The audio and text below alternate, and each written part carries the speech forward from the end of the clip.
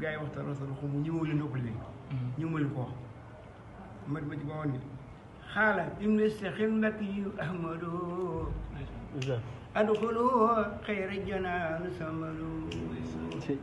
maa jami al muslimina muxlisin بكل من فات بالإخلاص الأمين الحمد لله لسي من الترب إخلاص الزين ومراعاة الأدب من ننزل القلوب والشرائر دون الذي من أن يكون شاعرا ثم الصلاة ما سلام جذبهم الذي في الناقة جسفهم أن بالبلايد وذا تعالى وهذا رسائل كذا تقال مريد لك محمد كامل الخمام وعلي وسبيل الأمام ما عسى من يكبر الشيطان